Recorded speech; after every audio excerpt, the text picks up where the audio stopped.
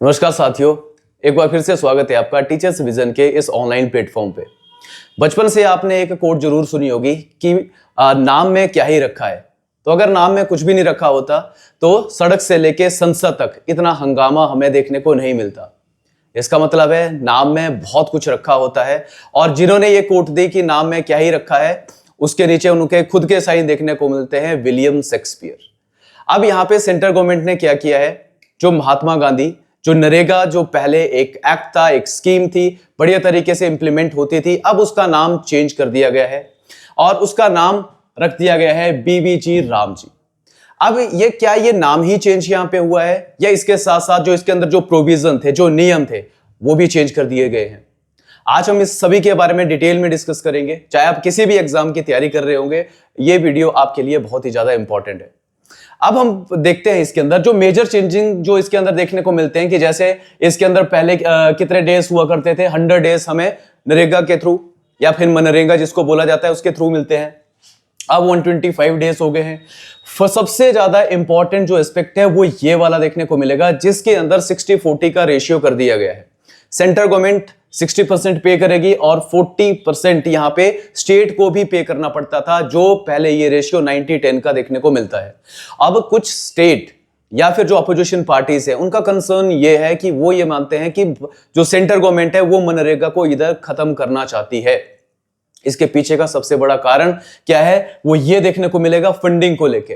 भारत के अंदर के जो बहुत सारे स्टेट ऐसे देखने को मिलेंगे जहां पे जो बजट होता है बेसिकली, ठीक है, वो बहुत ज्यादा कम है। अगर वो किस तरीके से यहां पे इस स्कीम को कैसे कंटिन्यू कर पाएंगे, क्या वो पैसा दे पाएंगे या नहीं दे पाएंगे? अगर नहीं दे पाएंगे तो सीधी सी बात है ये स्कीम जो है वो बहुत ज्यादा पिछड़ जाएगी पीछे की तरफ को। और क्या मेजर चेंजेस इसके अंदर देखने को मिलेंगे, इन सारी चीजों के बारे में आगे हम डिटेल के अंदर डिस्कस करेंगे। जैसे यहां पे भी सीजनल पॉज की भी बात की गई है कि 60 दिन का सीजनल पॉज भी लिया जाएगा। इसका सीधा सा मतलब यह हुआ कि साल के 60 दिन आपको काम ही नहीं मिलेगा इस एक्ट के अंडर। पहले क्या होता था कि आपको पूरे साल में बेसिकली 100 दिन यहां पे प्रोवाइड करवाए जाते थे, ठीक है, और यहां पे 125 दिन की निश्चित गारंटी देते हैं। लेकिन यहां पे बोला गया है सरकार ने कि 60 दिन जो है वो काम नहीं मिलेगा। इसके पीछे का कारण क्या है उसको भी आगे समझेंगे। सरकार ने यहां पे इसका नाम चेंज क्यों किया और क्या इसके अंदर जो ये नियम थे ये क्यों बदले यहां पे, तो सबसे बड़ा कारण यहां पे सरकार ये बताती है कि ये जो मनरेगा था इसके अंदर करप्शन जो था वो बहुत ज्यादा बढ़ रहा है। कैसे बढ़ रहा है, यहां पे फॉर एग्जांपल जो फेक जॉब कार्ड थे वो बहुत ज्यादा बढ़ रहे थे, यहां पे फेक एनरोलमेंट करवाई जा रही थी और यहां पे बोला गया कि सार दर सार ये जो एनरोलमेंट थी, जो फेक एनरोलमेंट थी ये बढ़ रही थी और जो एक्चुअल में जो एनरोलमेंट थी वो घट रही थी। तो मतलब इन सीरियस जो इरेगुलरिटीज हो रही थी यहां पे, इनको यहां पे अब अच्छे तरीके से इंप्लीमेंट किया जाएगा। इन सारी चीजों के बारे में आगे देखेंगे कि मनरेगा क्या ये सही था या ये नए वाले जो चेंजेस है ये वाले सही है। तो मनरेगा के बारे में भी देखेंगे और ये जो नई स्कीम है इसके जो नियम बनाए गए हैं इसके बारे में भी हम डिस्कस करते हैं। तो जैसे यहां पे बात की जाती है, ये बहुत सारे न्यूज़पेपर हैं, यहां पे आपको देखने को मिल जाएगा, ये न्यूज़पेपर की कटिंग्स आपको देखने को मिल जाएगी कि पार्लियामेंट में अब ये बिल जो है वो प्रॉपर पास हो चुका है। पहले ये बिल लोकसभा में आया, लोकसभा में पास हुआ, उसके बाद राज्यसभा में इसको पास कर दिया गया है।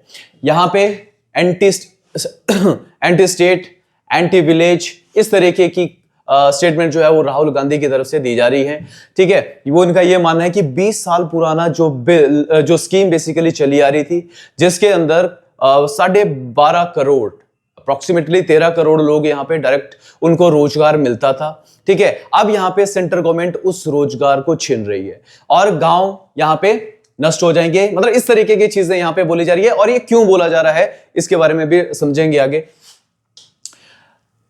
यहां पे ये कुछ और पेपर की कटिंग आपको देखने को मिल जाएगी कि पार्लियामेंट के अंदर ही प्रोटेस्ट भी हो रहा है और बढ़िया तरीके से, क्योंकि रात को ये बिल जो है वो पास भी होता है और पार्लियामेंट के अंदर ही लोग जो है यहाँ पे प्रोटेस्ट कर रहे हैं। ये हमारे एमपी है, ठीक है, टीएमसी के एमपी देखने को मिलेंगे बढ़िया से, यहीं पे जो है वो रेस्ट भी कर रहे हैं पार्लियामेंट के अंदर, ठीक है। तो अब देखो यहां पे देखो, विकसित भारत गारंटी फॉर रोजगार,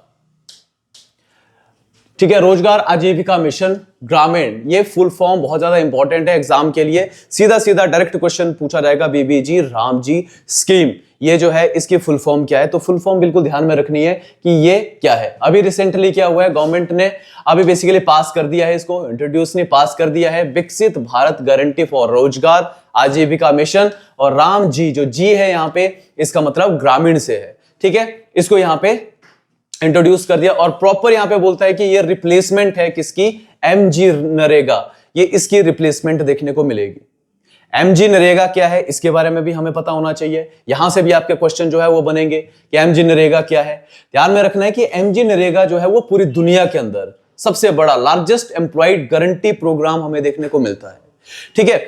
और यहां पे होता क्या है कि यहां पे हमारे जो directive principle of state policy है, ठीक है, उसके अंदर आर्टिकल 41 ये यहां पे कहता है कि राइट टू एम्प्लॉयमेंट, रोजगार का अधिकार। और इसके अंडर ही आपको देखने को मिलता है कि इस एक्ट को लाया गया था 2005 के अंदर, और ये बोलता है कि 100 दिन का यहां पे 100 डेज का आपको यहां पे वेजेस जो है वो प्रोवाइड करवाई जाएगी, ठीक है। और ये किसकी बात हो रही होती है? अनस्किल्ड जो लेबर होती है, ये उनकी बात हो रही है, क्योंकि यहाँ पे गांव के अंदर, ये रूरल एरिया के अंदर हमें देखने को मिलता है, क्योंकि हर कोई शहर नहीं जा सकता है, हर कोई अपना बिजनेस नहीं कर सकता है, इसलिए गांव के अंदर जो अनस्किल्ड लेबर होते हैं उनको 100 दिन की रोजगार की गारंटी एमजी नरेगा की तरफ से प्रोवाइड करवाई जाती थी। अगर हम लॉन्च की बात करें, 2005 के अंदर इस स्कीम को लॉन्च किया गया था। और ये लागू कब हुई, तो ये भी ध्यान में रखना है, ये 2006 के अंदर इसको इंप्लीमेंट किया जाता है। लेकिन 2006 के अंदर ये अप्रोक्सीमेटली 200 जो डिस्ट्रिक्ट है भारत की, वहां पे ये इंप्लीमेंट होती है। और 2008 के अंदर ध्यान में रखना है कि 2008 के अंदर ये पूरे भारत के अंदर इंप्लीमेंट किया जाता है। पहले क्या था इसका नाम? इसका नाम पहले नरेगा ही था। एमजी नरेगा ये कब हुआ? तो 2009 के अंदर इसको महात्मा गांधी नरेगा के नाम से जाना जाता है।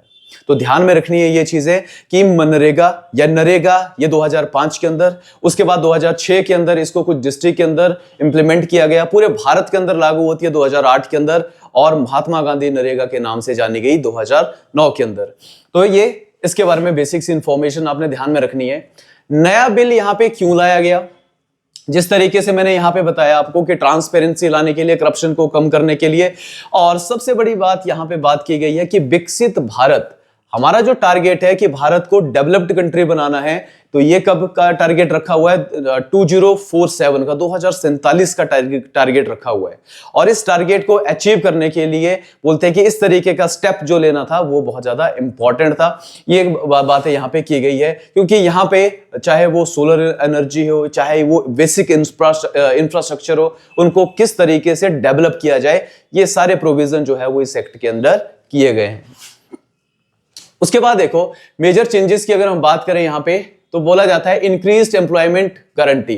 तो पहले 100 दिन हुआ करते थे, ये बेसिक से क्वेश्चन है जो कि किसी ना किसी एग्जाम के अंदर आपके 100% जो है वो पूछे जाएंगे कि किस तरीके के प्रोविजन हुए। तो पहले 100 हुआ करते थे, अब 125 ये यहां पे बात की गई है कि इतना परसेंट आपको इतना रोजगार, इतने दिनों का रोजगार आपको मिलेगा ही मिलेगा, और 25% यहां पे इंक्रीज होगा एम्प्लॉयमेंट, ये बात भी इस बिल के अंदर की गई है। एग्रीकल्चर पॉज, देखो यहां पे क्या बोला गया है, ये नई चीज भी इन्होंने यहां पे इंट्रोड्यूस करी है कि 60 डेज का एग्रीकल्चर पॉज जो है वो लिया जाएगा। कब लिया जाएगा? जब यहां पे सोइंग या फिर हार्वेस्टिंग, जब बुआई और कटाई होगी फसलों की, तो उस टाइम पीरियड पे किसी भी तरीके का काम नहीं चलाया जाएगा। यह भी एक बेसिकली एक मेजर चेंज देखने को मिलेगा सरकार की तरफ से। तो मानना यह है कि ताकि जो लेबर है, ठीक है, और दूसरा यहां पे जो एग्रीकल्चर है उसके अंदर एम्प्लॉयमेंट कॉन्फ्लिक्ट ना हो, इसलिए हम ये चीज जो है वो लेके आए हैं। जिसकी वजह से क्या होगा कि इस टाइम पीरियड पे जो एग्रीकल्चर पॉज दिया जाएगा, यहां पे जो लोग होंगे वो क्या करेंगे? एग्रीकल्चर करेंगे, उधर की तरफ को शिफ्ट हो जाएंगे।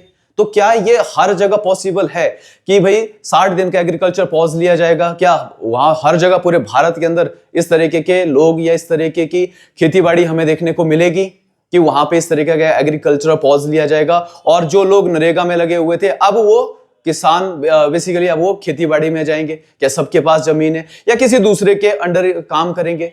ठीक है। तो ये कहीं ना कहीं ये चीज हमें देखने को मिलती है कि ये हर जगह जो है वो इंप्लीमेंट नहीं होगा, और जो 12-13 करोड़ लोग जो डायरेक्टली एम्प्लॉयमेंट लेते थे इस गारंटी के तहत जो एमजी नरेगा है, वो कहीं ना कहीं यहाँ पे उनकी जो रोजगार है वो छीना जा सकता है, और ये बोला जा रहा है जो अपोजिशन पार्टी है उनके तरफ से।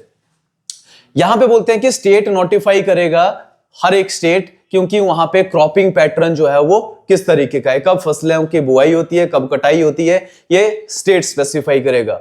और एम क्या है, ensure labour ability for the agriculture. जैसे मैंने आपको बताया कि सरकार का मानना यह है कि इस टाइम पीरियड पे थोड़ा ब्रेक दिया जाएगा, पॉज लिया जाएगा, ताकि ये लोग जो हैं वो एग्रीकल्चर की तरफ को शिफ्ट हो जाए, वहां पे अपना योगदान दे। उसके बाद फंडिंग पैटर्न, ये भी एक सबसे इंपॉर्टेंट एस्पेक्ट है। यहां पे पहले क्या होता था कि 90-10, अभी की जो बात हो रही है, यहां पे बोला जा रहा है कि 90-10 का जो रेशियो है ये है नॉर्थ ईस्टर्न और जो हिमालयन स्टेट है और जो यूनियन टेरिटरीज है उनके लिए। नॉर्थ ईस्ट के जितने भी हमारे 8 स्टेट हैं उनके लिए, और हिमालयन स्टेट की बात हो रही है जैसे हिमाचल प्रदेश, उत्तराखंड, यूटी में अगर हम बात करें जैसे जम्मू एंड कश्मीर, इनकी बात हो रही है। तो यहां पे क्या किया जाएगा, 90% सेंट्रल गवर्नमेंट और 10% जो है वो स्टेट गवर्नमेंट यहां पे पैसा देगी, और बाकी जगह पे 60 और 40 का ये रेशियो हमें देखने को मिलेगा। और 100% जो सेंटर की फंडिंग रहेगी वो रहेगी यूनियन टेरिटरी के अंदर, लेकिन जहां पे लेजिस्लेचर नहीं है। ठीक है, जैसे दिल्ली वगैरह वहां पे तो लेजिस्लेचर देखने को मिलता है, वहां पे विधानसभा देखने को मिलेगी, वहां पे 100% है। और बाकी जगह पे आपको देखने को मिलेगा, जैसे दिल्ली है तो वहां पे 90-10 का रेशियो भी देखने को मिल सकता है। तो देखो ये वाला जो एस्पेक्ट हमें देखने को मिलता है, 90-10 पहले ये पूरे भारत के अंदर इंप्लीमेंट होता था, लेकिन अब इसको कर दिया है 60-40 का रेशियो। अब यहां पे बोला जा रहा है कि जैसे मैंने आपको पहले भी बताया कि 40% ये जो स्टेट गवर्नमेंट को बोला है कि आप लोगों ने यहां पे पैसा देना है, तो क्या स्टेट, अगर मान लो जिसके पास प्रॉपरली जो है वो बजट भी देखने को नहीं मिल रहा है, क्योंकि स्टेट की जब हम बात करते हैं तो सेंटर क्या है, सेंटर ज्यादा स्ट्रांग है, सेंटर के पास ज्यादा रिसोर्स हमें देखने को मिलते हैं, ज्यादा पावर है as compared to this state. तो स्टेट क्या इस स्कीम को आगे तक, ठीक है, कंटिन्यू क्या इसको कर सकता है या नहीं कर सकता है, ठीक है, किस तरीके की इंप्लीकेशंस यहां पे देखने को मिलेगी, ये तो आगे आगे हमें टाइम ही देखने को मिलेगा कि किस तरीके से मेजर दिक्कत जो है वो यहां पे आनी स्टार्ट हो जाएगी। स्टेट का मानना यही है, या जो मेजर पॉलिटिकल पार्टीज हैं उनका मानना यही है कि भाई ये वाला जो रेशियो यहां पे बेसिकली सेंटर ने स्टेट का बढ़ाया है, ये कहीं ना कहीं आगे चल के ये जो एमजी नरेगा जो स्कीम चल रही थी उसको खत्म करने के लिए ये चीज जो थी वो की गई है।